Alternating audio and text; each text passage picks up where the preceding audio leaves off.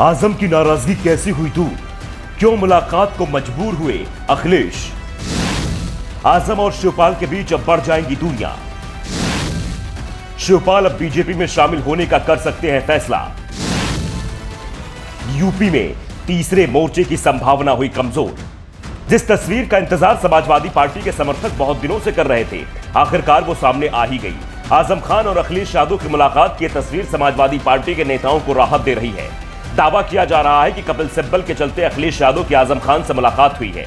यह मुलाकात दिल्ली के सर गंगाराम अस्पताल में हुई है, जहां सपा विधायक आजम खान अपना इलाज करा रहे हैं।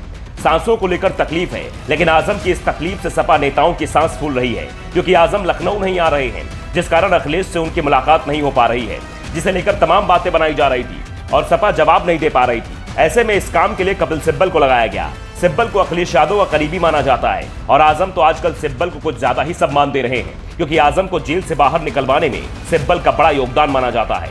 सुप्रीम कोर्ट में उन्होंने ही आजम का केस लड़ा था और उन्हें जमानत दिलवाई थी। दावा किया जा रहा है कि आजम और अखिलेश की मुलाकात उनकी ही पहल पर हुई है, लेकिन तस्वीर के फ्रेम से वो गायब दिख रहे हैं। लेकिन कहानी इतनी भर नहीं है कि सिब्बल ने कहा और अखिलेश आजम से मिलने पहुंच गए। इसके पीछे छिपा हुआ एक डर भी है जो सामने आ गया।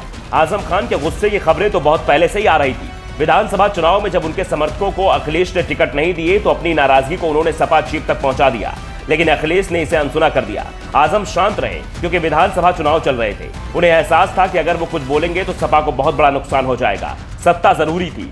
सपा सत्ता में आती तो आजम के ऊपर से कानूनी शिकंजा ढीला पड़ जाता, इसलिए अखिलेश की उपेक्षा को भी आजम झेल गए। लेकिन जब चुनाव परिणाम उम्मीद के अनुसार नहीं आए तो फिर उनके सब्र का बांध टूट गया।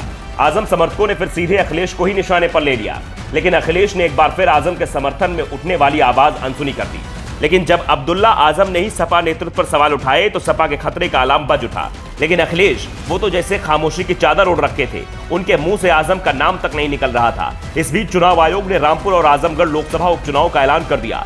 रामपुर को आजम खान का गढ़ माना जाता है, यहां चुनाव उनके इस्तीफे के चलते ही हो रहे हैं। तो आजमगढ़ से अखिलेश यादव सांसद थे, उनके इस्तीफे के चलते आजमगढ़ से चुनाव हो रहा है, यानी ये दोनों सीटें सपा का मजबूत गढ़ मानी जाती हैं। रामपुर में तो आधी आबादी मुसलमान है, तो आजमगढ़ में मुस्लिम वोटों की संख्या 20% बताई जाती है। और सबसे बड़ी बात, इन दोनों सीटों पर मुसलमानों में आजम खान की जबरदस्त पकड़ बताई जाती है।